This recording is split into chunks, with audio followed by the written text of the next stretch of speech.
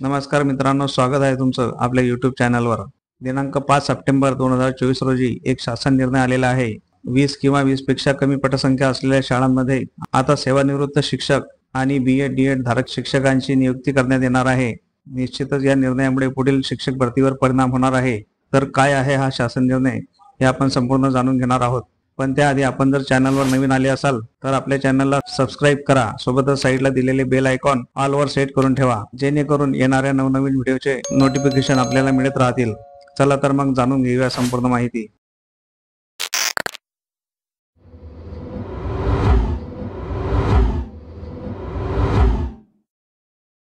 शासन निर्णय दिनांक 15/3/2024 अनुसार जिल्हा परिषदेच्या 20 पेक्षा कमी पटसंख्या असलेल्या शाळांमध्ये नियुक्त करावयाच्या 2 शिक्षकांपैकी एक शिक्षक हा सेवानिवृत्त शिक्षकांमधून नियुक्ती करण्याची तरतूद करण्यात आली आहे। यानुसार कमी पटसंख्या असलेल्या सर्व शाळांना सेवानिवृत्त शिक्षक उपलब्ध होतील असे नाही। या ठिकाणी सदर पद रिक्त राहिल्याने विद्यार्थ्यांचे नुकसान होणार आहे। राज्यात D.Ed. व B.Ed. धारक पात्र बेरोजगार उमेदवारांची संख्या मोठ्या प्रमाणात आहे। त्यांना देखील अशा ठिकाणी संधी देण्यास शिक्षकाचे पद रिक्त न राहता विद्यार्थ्यांचे शैक्षणिक नुकसान होणार नाही। यास्तव 20 पेक्षा कमी पटसंख्या असलेल्या शाळांमध्ये सेवानिवृत्त शिक्षक व D.Ed. B.Ed. अर्हता धारक पात्र उमेदवारांना नियुक्ती देण्याची बाब शासनाच्या विचाराधीन होती।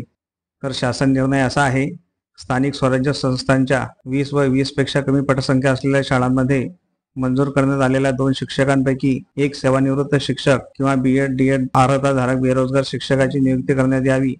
याबाबत सर्वसाधारण तरतुदी पुढील प्रमाणे विहित करण्यात येत आहेत। सेवानिवृत्त शिक्षकांसाठी अशी अट आहे, सदर नियुक्तीसाठी कमाल वयोमर्यादा 70 वर्ष राहील। राज्यातील मान्यताप्राप्त शिक्षण संस्थेतून नियत वयोमानानुसार सेवानिवृत्त झालेला शिक्षक असावा। करार पद्धतीने नियुक्त करावयाच्या सेवानिवृत्त शिक्षकाविरुद्ध कोणत्याही प्रकारची चौकशी प्रलंबित अथवा प्रस्तावित नसावी किंवा अशा चौकशी प्रकरणी कोणतीही शिक्षा झालेली नसावी। सेवानिवृत्त शिक्षकाने त्याला ज्या गटासाठी नियुक्त करावयाचे आहे त्या गटासाठी त्याने त्याच्या सेवा काळात अध्यापनाचे काम केलेले असावे। सुरुवातीचा नियुक्तीचा कालावधी 1 शैक्षणिक वर्षासाठी राहील। त्यानंतर गुणवत्ता व योग्यतेच्या आधारावर आवश्यकतेनुसार सदर नियुक्तीचे वाढीव कालावधी करता दरवर्षी नूतनीकरण करण्यात येईल। मात्र हा एकूण कालावधी जास्तीत जास्त 3 वर्ष किंवा त्या व्यक्तीच्या वयाच्या 70 वर्षापर्यंत यापैकी जे अगोदर घडेल तो राहील। करार पद्धतीने नियुक्ती करावयाचा सेवानिवृत्त शिक्षक हा शारीरिक, मानसिक व आरोग्याच्या दृष्टीने सक्षम असावा। नंतर D.Ed. B.Ed. अर्हता धारक बेरोजगार उमेदवारांसाठी सदर नियुक्तीसाठी शासन नियमानुसार किमान व कमाल वयोमर्यादा लागू राहील। D.Ed. B.Ed. अर्हता धारक बेरोजगार उमेदवारांना करार पद्धतीने कंत्राटी तत्वावर नियुक्ती देण्यात असल्यामुळे संबंधित शासनाच्या कोणत्याही संवर्गात सेवा समावेशनाचे, सामावून घेण्याचे व नियमित सेवेचे इतर कोणतेही लाभ मिळण्याचा अधिकार व हक्क नसणार आहे। सुरुवातीला नियुक्तीचा कालावधी 1 शैक्षणिक वर्षासाठी असेल, परंतु त्यानंतर गुणवत्ता व योग्यतेच्या आधारावर आवश्यकतेनुसार सदर नियुक्तीचे वाढीव कालावधीकरिता दरवर्षी नूतनीकरण करण्यात येईल। तर सर्वसाधारण तरतुदी पुढील प्रमाणे आहेत। 1. मानधन ₹15,000 प्रतिमाह कोणत्याही इतर लाभाव्यतिरिक्त असणार आहे। 2. एकूण 12 रजा देय, एकूण देय रजेपेक्षा जास्त रजा ह्या विना वेतन असतील। 3. कोणतेही प्रशासकीय अधिकार नसतील। 4. जिल्हा परिषदेच्या वतीने शिक्षणाधिकारी प्राथमिक यांच्याशी करारनामा स्वाक्षरित करणे आवश्यक राहील।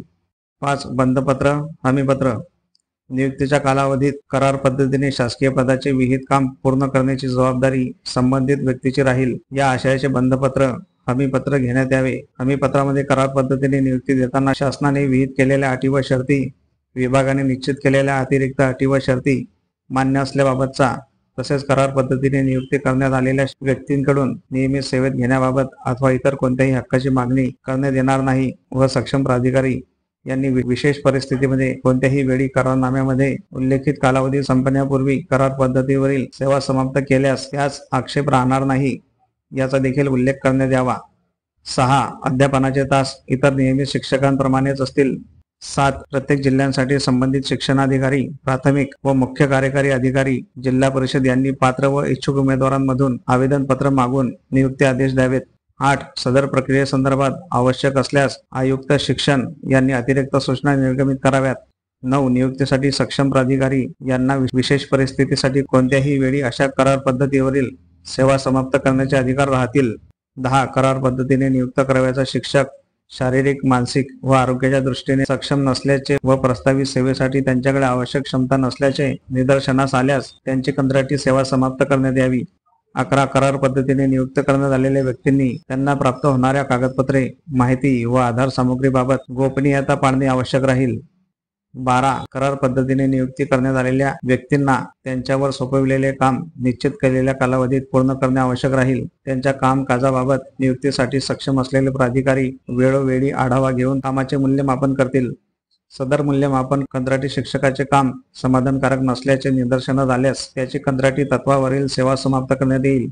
13 शाळेची पटसंख्या 20 पेक्षा जास्त झाल्यास कंत्राटी तत्वावर नियुक्ती करण्यात आलेले सेवानिवृत्त शिक्षक व B.Ed अर्हताधारक कंत्राटी शिक्षकांची सेवा नियमित शिक्षकांची नियुक्ती होईपर्यंत सुरू राहील. नियमित शिक्षकांची नियुक्ती झाल्यानंतर कंत्राटी शिक्षकांची सेवा संपुष्टात येईल.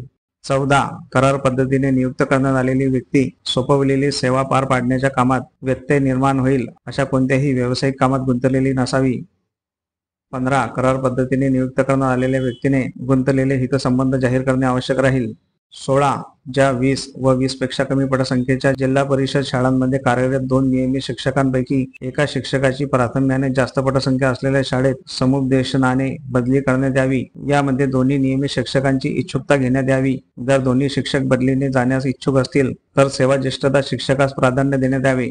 तसेच दोन्ही नियमित शिक्षक बदलीने जाण्यास इच्छुक नसल्यास सेवा कनिष्ठ शिक्षकाची बदली करण्यात यावी. तथापि कंत्राटी शिक्षक मिळेपर्यंत नियमित शिक्षकाची बदली करण्यात येऊ नये. 17 कंत्राटी तत्वावर नियुक्त झालेल्या अशा शिक्षकांवर लगतचे नियंत्रण केंद्रप्रमुखांचे असेल. त्यानंतर गट शिक्षण अधिकारी व शिक्षणाधिकारी प्राथमिक यांचे नियंत्रण असेल. 18 संदर्भीय शासनपत्र दिनांक 7/7/2023 व शासनपत्र दिनांक 15/7/2024 अनुसार दिलेल्या मार्गदर्शक सूचना यापुढे 20 पेक्षा जास्त पटसंख्या असलेल्या शाळांना लागू राहील. तसेच यानुसार देण्यात येणारे मानधन सदर शासन निर्णयाच्या दिनांकापासून 15,000 एवढे राहील. 19 सदर बाबींवर होणारा खर्च मंजूर अनुदानातून भागविण्यात यावा. 20 शासन निर्णयातील तरतुदी केवळ स्थानिक स्वराज्य संस्थांच्या शाळांना लागू राहील. तर अशा प्रकारे आपण या शासन निर्णयाची संपूर्ण माहिती घेतलेली आहे. या शासन निर्णयाबद्दल तुमचे मत काय आहे हे आम्हाला कमेंट बॉक्समध्ये नक्की सांगा. तर चला भेटूया अशाच महत्त्वपूर्ण व्हिडिओमध्ये. तोपर्यंत जय हिंद, जय महाराष्ट्र.